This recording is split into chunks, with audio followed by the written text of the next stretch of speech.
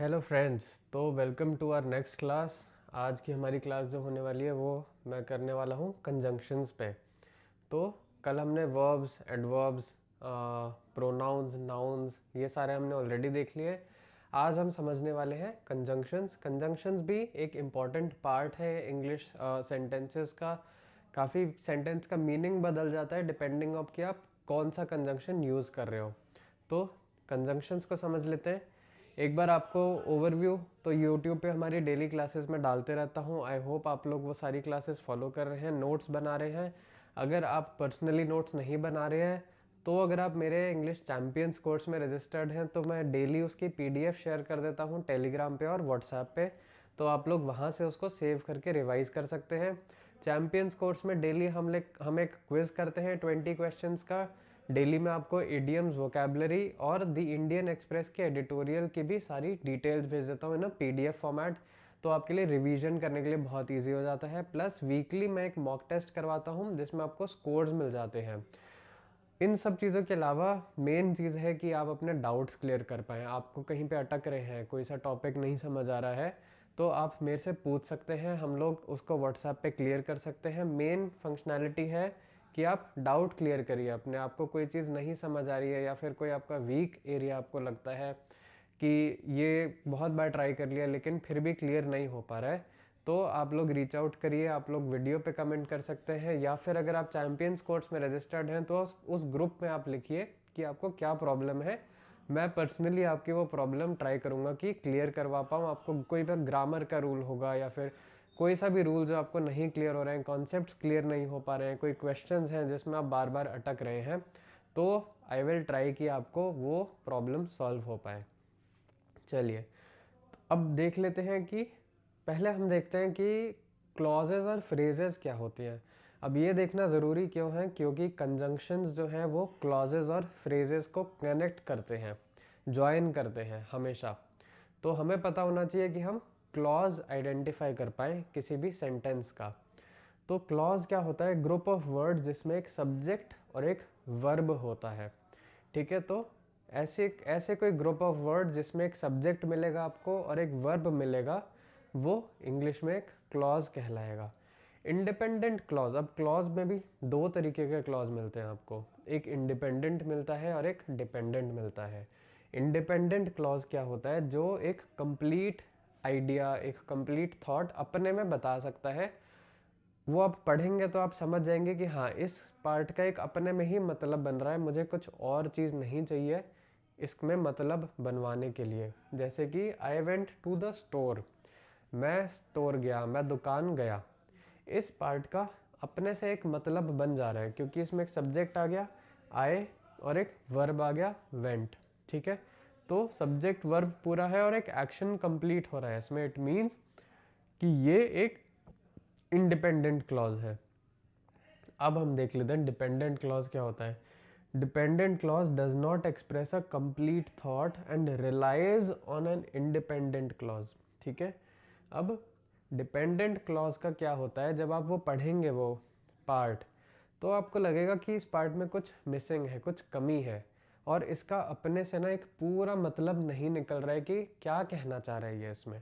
जैसे कि because I needed milk. अब अगर इतना सेंटेंस हमने पढ़ा कि बिकॉज आई नीडेड मिल्क, तो आप सोचेंगे कि ऐसा क्या है कि मुझे मिल्क चाहिए था, कि क्योंकि मुझे मिल्क चाहिए था। अब ये अपने में इनकम्प्लीट हो गया कि किस चीज़ की वजह से आपको मिल्क चाहिए था, राइट? तो जब आपको ऐसा पार्ट दिखेगा, ये आपका एक डिपेंडेंट क्लॉज बन जाएगा। अब ये चीज़ आपको थोड़ी सी समझनी ज़रूरी है कि इंडिपेंडेंट और डिपेंडेंट, क्योंकि कंजंक्शंस का यूजेज जो होता है वो इंडिपेंडेंट और डिपेंडेंट क्लॉजेस को कनेक्ट करने के लिए भी होता है। और आपको समझ आना चाहिए कि डिपेंडेंट कौन सा होगा, इंडिपेंडेंट कौन सा होगा। अब फ्रेज क्या है? Group of words that does not contain a subject and a verb. जैसे कि आफ्टर द मूवी हो गया या रनिंग क्विकली हो गया। इसमें जनरली आपको फ्रेज में सब्जेक्ट नहीं मिलता है, मे बी आपको वर्ब मिल जाएगा या फिर कुछ ऐसे कनेक्टेड वर्ड्स मिल जाएंगे जैसे आफ्टर द मूवी हो गया। लेकिन इसका अपने में कोई मतलब नहीं बन रहा है क्योंकि इसमें कोई आपको सब्जेक्ट नहीं है, है ना? आज हम देखते हैं कि क्लॉज को और फ्रेज को कनेक्ट करने वाले कौन से वर्ड्स होते हैं। तो कंजंक्शन क्या होता है? कंजंक्शन हमने जो मैं अभी तक बता रहा था, conjunctions are words that connect words, phrases और क्लॉजेस। ठीक है, ये ऐसे वर्ड होते हैं जो वर्ड्स को, बाकी वर्ड्स को, फ्रेजेस को या क्लॉजेस को कनेक्ट करते हैं within a sentence, sentence के अंदर ही। They create relationships between different parts of the sentence. ठीक है, देखते हैं। They improve sentence flow and prevent choppiness. ठीक है, अब सेंटेंस का एक फ्लो बन जाता है जब हम कंजंक्शंस को यूज करते हैं। अब कंजंक्शंस के कुछ कुछ टाइप्स होते हैं। तो पहला टाइप क्या होता है? Coordinating conjunction. कोऑर्डिनेटिंग कंजंक्शन क्या करता है? कनेक्ट करता है वर्ड, फ्रेज या independent clauses of equal grammatical rank. अब इसका क्या मतलब हो गया कि इंडिपेंडेंट क्लॉजेस है। इंडिपेंडेंट क्लॉज का मतलब हमने समझा था कि अगर क्लॉज ए है और एक क्लॉज बी है, और अगर मैं बोल रहा हूँ कि दोनों इंडिपेंडेंट हैं, तो दोनों ही इंडिपेंडेंट है, तो इट मीन्स कि दोनों का अपने से अलग अलग मीनिंग निकलेगा, और उसके बीच में हमने एक लगा दिया कंजंक्शन। तो जब दो क्लॉजेस इंडिपेंडेंटली हैं तो उनकी इक्वल ग्रामेटिकल रैंक हो गई, मतलब ग्रामर में वो दोनों एक बराबर लेवल पे हैं, कोई डिपेंडेंट नहीं है दूसरे के ऊपर। ठीक है, अब एग्जाम्पल से समझ लेते हैं। अब कोऑर्डिनेटिंग कंजंक्शंस आपको याद रखने हैं, तो आपको एक ये एक्रोनिम है, शॉर्ट फॉर्म है फैन बॉयज। ठीक है, तो 1 2 3 4 5 6 7, ये 7 लेटर्स अगर आप याद रख लेंगे तो आपको मेन जो सबसे इम्पॉर्टेंट कंजंक्शंस हैं वो आपको याद रह जाएंगे। एफ से क्या आता है? फॉर। ए से आता है एंड। एन से आता है नॉर। बी से आता है बट। ओ से आता है और। वाई से आता है येट, और एस से आता है सो। ठीक है, ये सारे कंजंक्शंस हैं, फॉर, एंड, नॉर, बट, और, येट और सो। ठीक है, ये सारे इनके मीनिंग्स हैं, फॉर, एंड, नॉर, बट, और, येट और सो। अब एग्जाम्पल से एक बार समझ लेते हैं। अब ये बोल रहा है आई लाइक कॉफ़ी, तो यहाँ पे एक हमें मिल गया सब्जेक्ट, एक मिल गया हमें वर्ब, और एक मिल गया हमें ऑब्जेक्ट की मुझे कॉफ़ी पसंद है, एंड शी लाइक्स टी। ठीक है, अब ये क्या है? एक इंडिपेंडेंट क्लॉज भी है, क्योंकि अगर मैं बोल रहा हूँ आई लाइक कॉफ़ी, तो इस क्लॉज से एक अपने में मतलब बन गया है ना, आपको कुछ और नहीं चाहिए इसमें मतलब जोड़ने के लिए। तो ये एक इंडिपेंडेंट क्लॉज है, I like coffee. She likes T, ये भी एक इंडिपेंडेंट क्लॉज हो गया, क्योंकि अगर मैं बोल रहा हूँ शी लाइक्स टी, इसका मतलब मैंने बोला उसको चाय पसंद है, वो अपना मतलब पूरा निकल गया है इस सेंटेंस में। आपको कुछ एक नई चीज़ नहीं चाहिए इस सेंटेंस में मीनिंग जोड़ने के लिए। तो इंडिपेंडेंट क्लॉज, एक इंडिपेंडेंट क्लॉज ये हुआ, दूसरा इंडिपेंडेंट क्लॉज ये हुआ, उन दोनों को हमने जोड़ दिया एंड से। ठीक है, तो समझे आपकी क्लॉज नंबर 1, क्लॉज नंबर 2, बीच में एक आया कंजंक्शन। एंड हमने क्यों लगाया? क्योंकि हमें बोलना है कि मुझे कॉफ़ी पसंद है और उसको चाय पसंद है। ठीक है, हिंदी में अगर हम बोलते हैं ना कि मेरे को कॉफ़ी पसंद है और उसको चाय पसंद है, तो और का मतलब इंग्लिश में हुआ एंड। जब आप दो इन्फॉर्मेशन ऐड कर रहे हैं, मतलब दो इन्फॉर्मेशन साथ में देना चाह रहे हैं, तो बोला जाएगा एंड। अब क्या बोल रहे हैं? ही वॉज टायर्ड, ये भी अपने में पूरा इंडिपेंडेंट क्लॉज है। ही सब्जेक्ट हो गया, वॉज वर्ब हो गया, और टायर्ड भी टायर्ड आपका एडजेक्टिव हो गया, ठीक है। तो ही वॉज टायर्ड, अब अपने में मैंने अगर बोल दिया कि ही वॉज टायर्ड तो इसका मतलब वो थका हुआ है, वो थक गया है।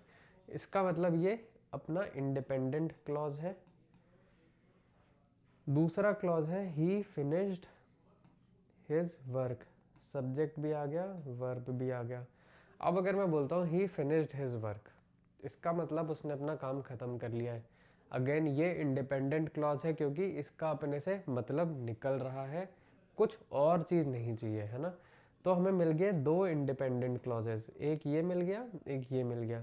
तो अब ये क्या कह रहा है कि वो थका हुआ था लेकिन उसने अपना काम ख़त्म कर लिया। जो इंग्लिश में जब हम बोलते हैं बट, इसका मतलब होता है लेकिन या उसके बाद भी, है ना। वो थका हुआ था लेकिन उसने काम ख़त्म कर लिया।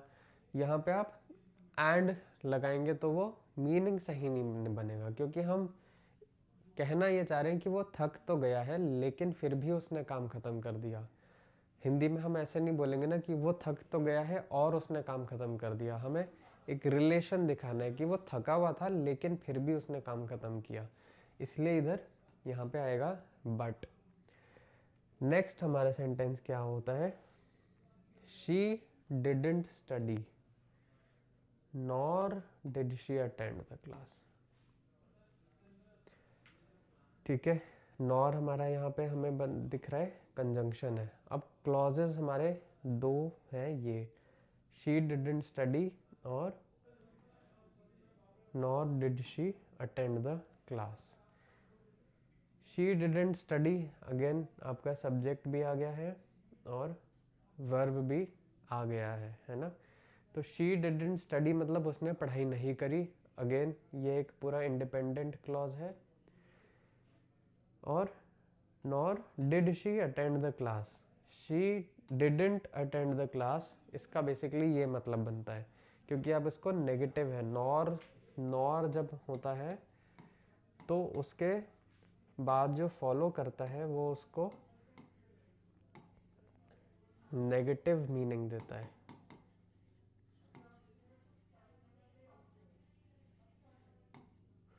तो यहाँ पे नॉर को फॉलो कर रहा है, nor did she attend the class, इसका मतलब she didn't attend the class.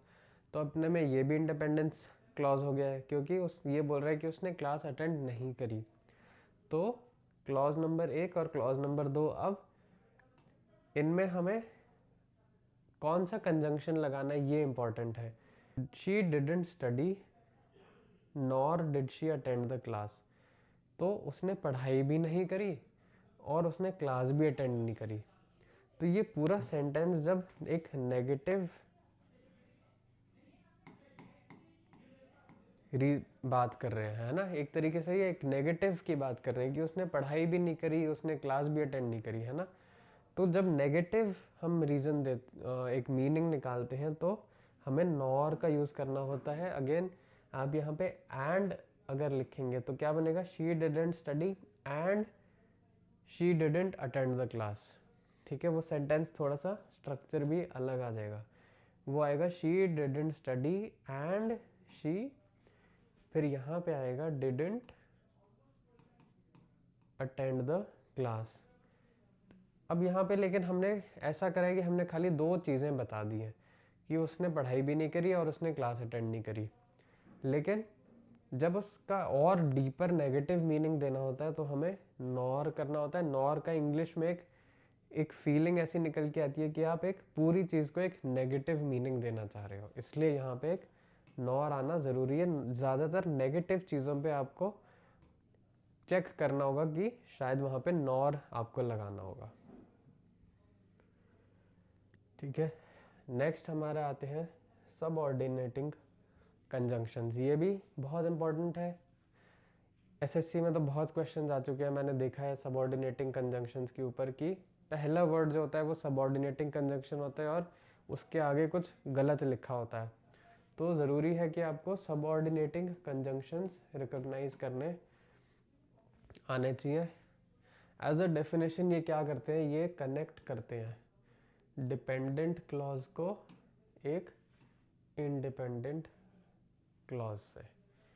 ठीक है, बिल्कुल बेसिक सिंपल डेफिनेशन है। ये कनेक्ट करते हैं डिपेंडेंट क्लॉज को इंडिपेंडेंट क्लॉज से, showing a relationship of time, cause, condition और कॉन्ट्रास्ट। एक रिलेशनशिप बनाते हैं दोनों में। मेनली सबऑर्डिनेटिंग कंजंक्शन में वर्ड्स कौन से यूज होते हैं? Because, although, since, when, if, while, before, after, until, unless, as, though, even though, so that. ठीक है, आप एक ये लिस्ट बना लीजिएगा और इनफैक्ट मैं जो आपको पीडीएफ भेजूंगा शाम को, उसमें भी इसकी एक लिस्ट भेज दूंगा जो कि आप रिवाइज कर सकते हैं वहाँ से। अब ये सारे सबऑर्डिनेटिंग कंजंक्शंस हैं, ये ध्यान रखना है कि जब भी ये यूज होंगे तो एक डिपेंडेंट क्लॉज चल रहा होगा, एक इंडिपेंडेंट चल रहा होगा। इंडिपेंडेंट क्लॉज मैंने बताया था जहाँ पे एक पूरा मतलब निकल जाता है, वो इंडिपेंडेंट है। अब एग्जांपल देखते हैं। I stayed home because it was raining. ठीक है, अब डिपेंडेंट का क्या मतलब है कि आई स्टेड होम, मैं घर पे रहा, बट क्यों रहा घर पे? क्योंकि बारिश हो रही थी। ठीक है, तो बिकॉज का मीनिंग बनता है क्योंकि, तो मैं घर पे रहा क्योंकि इट वॉज रेनिंग। ठीक है, तो I stayed home because it was raining. Next है ऑल्दो। ऑल्दो हमारा है कंजंक्शन इस सेंटेंस में। ऑल्दो शी वॉज टायर्ड, वो थकी हुई थी। शी फिनिश्ड द रेस, उसने रेस खत्म किया। अब हमें समझना है कि ये सेंटेंस में ऐसा स्ट्रक्चर क्यों बना है। तो वो क्या कह रहा है कि अगर हम उल्टा में देखें सेंटेंस को, कि उसने रेस खत्म कर ली लेकिन वो थकी हुई थी फिर भी उसने रेस खत्म कर ली। तो ऑल्दो ये हमारा एक क्लॉज हो गया, शी वॉज टायर्ड। ये हमारा एक क्लॉज हो गया, शी फिनिश्ड द रेस।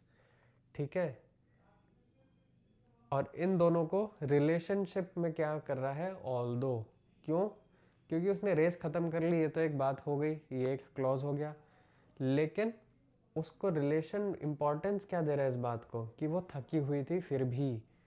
तो ऑल्दो क्या यहाँ पे इंपॉर्टेंट मीनिंग बन जाता है ना। नेक्स्ट क्या है? When he arrives we will start the meeting. अब इसका एक क्लॉज है ये, we will start the meeting. दूसरा क्लॉज है he arrives.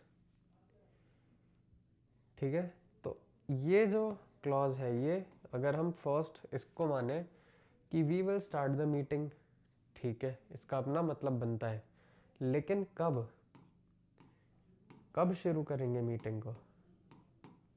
When he arrives, जब वो आएगा, वो पहुंचेगा, तब हम लोग मीटिंग को स्टार्ट करेंगे। तो व्हेन यहाँ पे हमारा कंजंक्शन बन रहा है और इन दोनों क्लॉजेस में एक रिलेशन बना रहा है, रिलेशन ऑफ टाइम बना रहा है। जो व्हेन है वो एक रिलेशन ऑफ टाइम बना रहा है कि हम लोग मीटिंग स्टार्ट करेंगे जब वो आएगा। चलिए, तो आप लोग नोटिस करिएगा कभी भी आपके सबऑर्डिनेटिंग कंजंक्शन जैसे words because, although, when, after, until, unless, ये वर्ड्स आपको कहीं भी आएंगे तो आपको ध्यान आना चाहिए कि ये सबऑर्डिनेटिंग कंजंक्शंस है। एक और मेन पार्ट आता है, वो होता है कोरिलेटिव कंजंक्शंस। कोरिलेटिव भी दो पेयर्स को कनेक्ट करता है, जैसे कि कौन conjunctions that are used in pairs. Pairs मतलब दो, to connect equal parts of a sentence. अब इसको एग्जाम्पल में हम समझेंगे कि कोरिलेटिव में क्या होता है? बोथ या एंड, आइदर या और, neither nor, not only but also, whether या और। ये जो 5 टाइप्स हैं ये आपके कोरिलेटिव कंजंक्शन के टाइप्स होते हैं। एग्जाम्पल अगर मैं बताऊं, both my brother and I went to the concert. अब यहाँ पे हम लोग देख लेते हैं कि बोथ और एंड। बोथ माय ब्रदर, एक नाउन को जोड़ा और आई को जोड़ दिया, तो इसने क्या बोला, बोथ मेरा भाई और मैं कॉन्सर्ट में गए। ठीक है, तो बोथ के बाद क्या हुआ, बोथ के बाद आया एक नाउन, फिर एंड के बाद भी आया एक नाउन, और फिर आ गया एक वर्ब। ठीक है, तो इस सेंटेंस का स्ट्रक्चर ऐसे बनेगा कि बोथ, बोथ मतलब किन्हीं दो लोगों की बात होगी। ठीक है, ये दो लोगों की ही बात होगी जब बोथ से शुरू हो रहा होगा सेंटेंस। तो एक नाउन ये होगा और एंड के बाद एक नाउन होगा, दोनों को आप मिला के बात करोगे तो बोथ वाला मीनिंग निकलेगा वहां से। नेक्स्ट क्या है, you can either stay here और लीव नाउ। तो आइदर और हमें मिल गया है, तो तुम या तो यहाँ रुक जाओ या फिर अभी चले जाओ। ठीक है, अब ये क्या है, दो ऑप्शंस जब देने होते हैं हमें, जब हमें दो ऑप्शंस देने होते हैं तो हम आइदर और का यूज़ करते हैं कि या तो ये तुम ये कर लो ऑप्शन 1, या फिर तुम ये कर लो ऑप्शन 2। ठीक है, ये हिंदी में मैंने लिखा है कि या फिर आप, या तो आप ये कर लीजिए या फिर आप ये कर लीजिए, ऑप्शन 1 और ऑप्शन 2। ठीक है, तो वो क्या कह रहा है, तुम या तो इधर रुक, यहाँ रुक जाओ या फिर चले जाओ। ठीक है, दो ऑप्शंस देने के लिए आइदर और का यूज़ किया। फिर अगला क्या कह रहा है, neither the cat nor the dog was hungry. ठीक है, अब ये दोनों मैंने बताया था नॉर, अब हमने यहाँ पे नाइदर और नॉर हमारे कोरिलेटिव कंजंक्शन हो गया। तो मैंने बताया था नॉर जब भी यूज़ होता है तो एक नेगेटिव मीनिंग निकल रहा होता है उसमें से जनरली। तो अब ये क्या कह रहा है कि ना तो जो कैट थी उसको, ना ही जो डॉग था वो हंग्री थे, तो दोनों के मतलब ही ना से ही निकलते हैं, ना तो ये ना फिर ये। ठीक है, तो इसका भी सेंटेंस का स्ट्रक्चर कुछ ऐसा ही बनता है, नाइदर के बाद भी नाउन आएगा और फिर नॉर के बाद भी नाउन आएगा और उसके बाद आपका एक वर्ब आएगा। ये वर्ब इस नाउन के बेसिस पे लिखा जाएगा। ठीक है, जैसे यहाँ पे वर्ब कौन सा आया, वॉज हंग्री, है ना, तो वॉज जो था वो डॉग के बेसिस पे लिखा गया है। डॉग क्योंकि सिंगुलर है तो यहाँ वॉज आ गया है। अगर यहाँ डॉग्स होता, अगर यहाँ होता नॉर द डॉग्स, अगर ये डॉग्स होता प्लूरल होता तो वॉज नहीं आता, यहाँ पे वर आ जाता, वर हंग्री। ठीक है, ये एक रूल है नाइदर नॉर आइदर और का, ये आपको याद रखना होगा। ठीक है, चलिए अब एक पंक्चुएशन का भी रूल आता है। पंक्चुएशन में क्या कहते हैं, जब दो इंडिपेंडेंट क्लॉज कनेक्ट करे जाते हैं तो एक कॉमा लगता है, जैसे कि, लेकिन ये आपको ध्यान रखना है कि जब दो इंडिपेंडेंट क्लॉज होते हैं, इंडिपेंडेंट क्लॉज एक, ठीक है, एक इंडिपेंडेंट क्लॉज, फिर एक कंजंक्शन आएगा और फिर एक और इंडिपेंडेंट क्लॉज आएगा। ठीक है, तो इंडिपेंडेंट क्लॉज कॉमा फिर कंजंक्शन फिर इंडिपेंडेंट क्लॉज। ठीक है, तो आई कॉमा कंजंक्शन फिर आई। लेकिन जब डिपेंडेंट क्लॉज आता है इंडिपेंडेंट से पहले तब भी कॉमा लगता है, तो डिपेंडेंट क्लॉज कंजंक्शन यूजुअली शुरू में आता है कॉमा आई। ठीक है, लेकिन अगर डिपेंडेंट क्लॉज इंडिपेंडेंट क्लॉज के बाद आएगा तो कॉमा नहीं आता है। Independent clause conjunction dependent clause, ठीक है। ये रूल्स आप याद रख लीजिए कि जब दोनों इंडिपेंडेंट होंगे तो कंजंक्शन से पहले कॉमा आएगा, जब डिपेंडेंट इंडिपेंडेंट से पहले आ रहा है तो फिर से कॉमा आएगा, लेकिन जब इंडिपेंडेंट डिपेंडेंट से पहले आ रहा है तो कॉमा नहीं आएगा। अब ये आप लोग जैसे एग्जाम्पल्स देखते रहेंगे तो आपको बहुत क्लियर हो जाएगा, ठीक है। एग्जाम्पल देख लेते हैं कि बिकॉज इट वॉज रेनिंग, अब ये हमारा यहाँ पे बिकॉज होता है conjunction, it was raining dependent है, आई स्टेड होम इंडिपेंडेंट है। तो डिपेंडेंट जब इंडिपेंडेंट से पहले आ गया तो एक कॉमा लग गया यहाँ पे, ठीक है, ये मैंने बताया था। दूसरा क्या है, I stayed home because it was raining. अब यहाँ पे हमने क्या किया, आई स्टेड होम जो इंडिपेंडेंट क्लॉज था और जो डिपेंडेंट क्लॉज था इट वॉज रेनिंग, उसका हमने ऑर्डर बदल दिया, ठीक है। तो इंडिपेंडेंट और डिपेंडेंट का हमने ऑर्डर चेंज कर दिया, तो इंडिपेंडेंट पहले आ गया, डिपेंडेंट आया और बीच में कंजंक्शन आया, बट कॉमा कहीं नहीं लगेगा इसमें, ठीक है। आई होप आपको ये क्लियर हो रहा होगा। अब आपको एक प्रैक्टिस सेंटेंसेस है, ये इम्पॉर्टेंट है। अब आप बताइए इसमें से कंजंक्शंस कहाँ कहाँ यूज़ हुए हैं। She likes to read books and watch movies, although it was late they continued working, either you finish your homework or you will not go out, he studied hard so he passed the exam।